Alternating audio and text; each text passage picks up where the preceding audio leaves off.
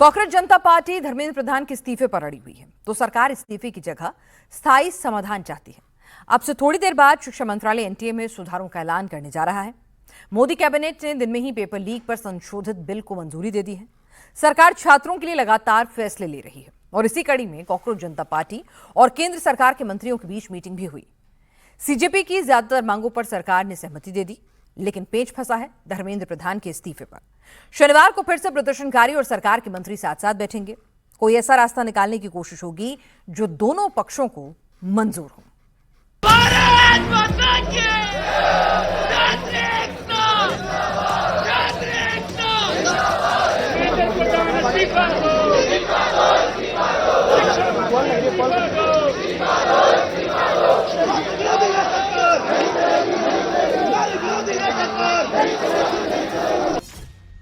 क्या 18 घंटे बाद जंतर मंतर आंदोलन खत्म हो जाएगा?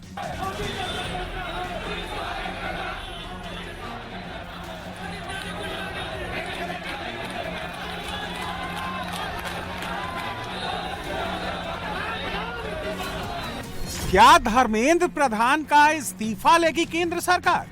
सरकार ने कॉम्पनसेशन पे और लीगल केसेस पे इन प्रिंसिपल एग्रीमेंट जताया है, पॉजिटिव है। धर्मेंद्र प्रधान की रेजिग्नेशन को लेकर कल सरकार ने फिर से समय मांगा है। कल दिन में सरकार से फिर मुलाकात होगी और हमें उम्मीद है कि कल धर्मेंद्र प्रधान जी का इस्तीफा लिया जाएगा। क्या रात में ही जंतर मंतर खाली करा दिया जाएगा? हमें ऐसा पता चला है क्योंकि कल शनिवार और रविवार है, जिसके चलते बहुत ज्यादा भीड़ आ सकती है। तो सरकार की पूरी कोशिश है कि आज ही हम रात को उठा लिया जाए, गिरफ्तार कर लें या डिटेन कर सकते हैं, गिरफ्तार कर सकते हैं। सरकार चाहती है कि जंतर मंतर पर बैठे प्रदर्शनकारी घर जाएं। इसके लिए सरकार कांग्रेस जनता पार्टी के नेताओं से मिल रही है, उनकी डिमांड सुन रही है और मान भी रही है।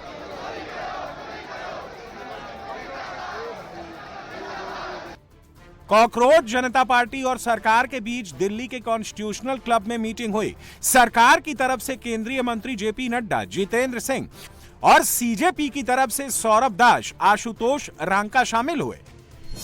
सीजेपी की पहली मांग है कि शिक्षा मंत्री धर्मेंद्र प्रधान का इस्तीफा हो। दूसरी मांग है कि नीट पेपर लीक की वजह से जान गंवाने वाले 21 छात्रों के परिवारों को 1-1 करोड़ का मुआवजा मिले। और तीसरी डिमांड है कि प्रदर्शनकारियों के खिलाफ दर्ज केस वापस लिए जाएं। इसके अलावा सीजेपी की तरफ से परीक्षा प्रणाली में सुधार के लिए 5 सुझाव भी दिए गए। सरकार ने धर्मेंद्र प्रधान के इस्तीफे के अलावा सभी मांगों को करीब करीब मान लिया है, लेकिन सीजेपी धर्मेंद्र प्रधान के इस्तीफे पर अड़ी है। पूरे देश के युवाओं में जो गुस्सा है, जो आक्रोश है, एक सेंटीमेंट है, वो बहुत क्लियर सेंटीमेंट है that Dharmendra Pradhan has to resign और he needs to be sacked. सरकार से इस बारे में विस्तृत चर्चा हुई है। सरकार ने इस मुद्दे पर, इस पॉइंट पर जवाब देने के लिए कल दोपहर तक का समय मांगा है। हमने सरकार को बता दिया है कि पूरे देश भर में इस समय प्रदर्शन चल रहे हैं, जो प्रदर्शन बढ़ते जाएंगे और अगर हमें जल्द ही धर्मेंद्र प्रधान का इस्तीफा या बर्खास्ती नहीं मिली तो ये प्रदर्शन और व्यापक होंगे और जल्द ही कांग्रेस जनता पार्टी को एक और नेशनल कॉल देना होगा। हम उम्मीद करते हैं कि सरकार जल्द से जल्द धर्मेंद्र प्रधान को बर्खास्त करेगी या वो इस्तीफा देंगे और इस मामले को हमें कंक्लूजन की ओर लेकर जा पाएंगे। पेपर लीक मामले में सरकार लगातार एक्टिव है। पेपर लीक पर संशोधित बिल को मोदी कैबिनेट की मंजूरी मिल गई। नए बिल में सजा का प्रावधान और सख्त कर दिया गया है। दूसरी तरफ सरकार प्रदर्शनकारियों के साथ लगातार संवाद भी कर रही है। जेपी नड्डा और जितेंद्र सिंह ने करीब 2 घंटे तक सीजेपी नेताओं की मांग सुनी। ज्यादातर मुद्दों पर सरकार सहमत है। जिन डिमांड पर अभी भी सहमति नहीं बन पाई है, उसको लेकर सरकार के मंत्री और सीजेपी नेता शनिवार को एक बार फिर मीटिंग करेंगे। आज आंदोलनकारी हलकों के विषयों पर चर्चा करने के लिए यहाँ आए थे। लगभग 2 घंटे बातचीत चली। सरकार की ओर से मैं और मेरे साथ भारत सरकार बातचीत में शामिल हुए। उनकी बातें हमने सुनी, बातें सौहार्दपूर्ण वातावरण में हुई और कई दृष्टि से उन सारी बातों पर हर तरीके से चर्चा हुई। उनकी मुख्यतः और 5 सुधार के परीक्षा में सुझाव गए। हमने उनसे कहा कि हम कल आपके साथ दोपहर बाद मिलेंगे। केंद्र सरकार से बातचीत के बाद जब सीजेपी नेता जंतर मंतर पहुंचे तो प्रदर्शनकारियों के सामने साफ कर दिया कि अगर सरकार धर्मेंद्र प्रधान को नहीं हटाएगी तो उनका आंदोलन जारी रहेगा। हम लोगों ने बहुत साफ शब्दों में और राइटिंग में उनको बताया हमारे 3 मेन डिमांड्स। नंबर 1 क्या है? सुनाई नहीं दे रहा है? धर्मेंद्र प्रधान इस्तीफा दो। तो नंबर 1 डिमांड जो नॉन नेगोशिएबल है कि या तो धर्मेंद्र प्रधान इस्तीफा दे या तो उनको मंत्रिमंडल से बर्खास्त करे सरकार। Non negotiable. जंतर मंतर पर बैठे सीजेपी के नेता उन पुलिस कर्मियों पर एक्शन लेने की मांग कर रहे हैं जिन पर छात्रों के ऊपर लाठीचार्ज करने का आरोप है। इसके लिए सीजेपी की तरफ से एक वेबसाइट लॉन्च करने की तैयारी है। सीजेपी नेताओं ने प्रदर्शन में शामिल लोगों से अपील की है कि जिनके पास ऐसे पुलिस कर्मियों के वीडियो और पिक्चर हैं, उन्हें इस वेबसाइट पर अपलोड करें जिससे उनके खिलाफ केस दर्ज कराया जा सके। हम लोग एक वेबसाइट लॉन्च कर रहे हैं। उस वेबसाइट में हम लोग सारे प्रदर्शनकारियों को रिक्वेस्ट करेंगे कि जिन जिन पुलिस वालों ने उनके ऊपर हमला किया, अटैक किया, उनका सर फोड़ा, अगर उनका आपके पास पिक्चर्स है, अगर उनका आपके पास वीडियोस है, तो वो आप अपलोड करें।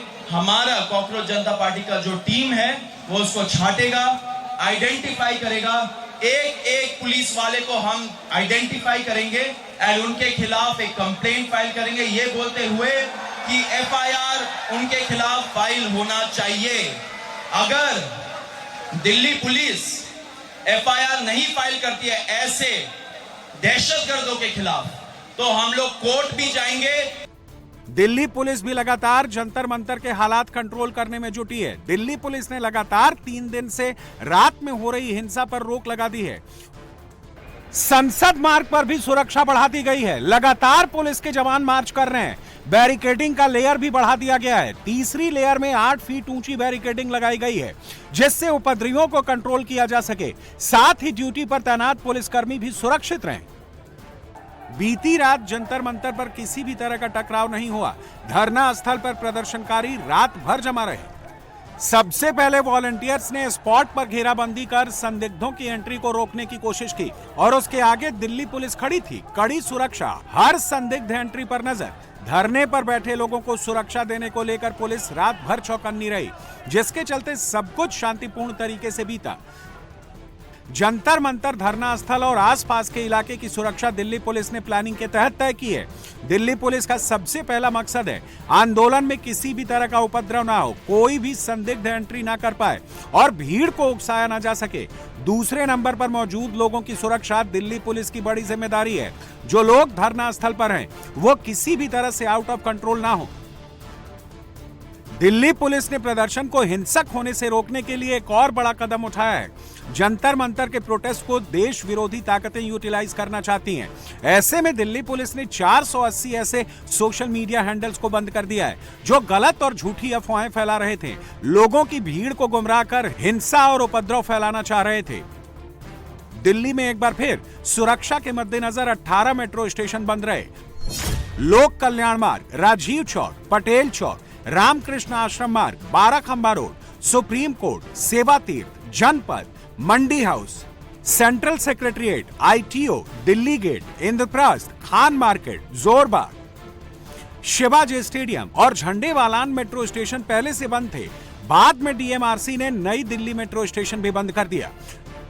जनपद मेट्रो स्टेशन को पूरी तरह अखबार से ढक दिया गया है। सीजेपी द्वारा 24 जुलाई यानी आज नेशन वाइड प्रोटेस्ट का कॉल दिया गया है। इसी के चलते राजधानी दिल्ली में सुरक्षा का पहरा और कड़ा कर दिया गया है। आज फिर से 17 मेट्रो स्टेशन को बंद किया गया है।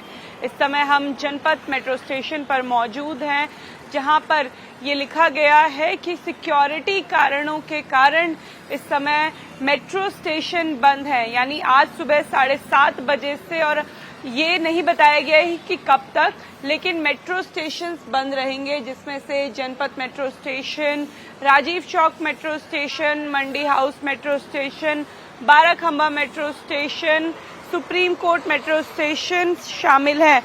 जंतर मंतर को जाने वाले और सेंट्रल दिल्ली को जोड़ने वाले ये वो प्रमुख 17 मेट्रो स्टेशन हैं जिनके माध्यम से लोग सेंट्रल दिल्ली पहुंचते हैं। लेकिन सुरक्षा कारणों का हवाला देते हुए डीएमआरसी ने ये नोटिफिकेशन जारी किया है कि आज सुबह 7:30 बजे से ये मेट्रो स्टेशन बंद रहेंगे और इसीलिए मेट्रो के शटर डाउन है।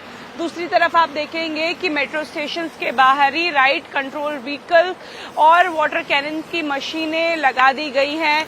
एक मेट्रो स्टेशन, जनपद मेट्रो स्टेशन को पूरी तरीके से अखबार से ढक दिया गया है।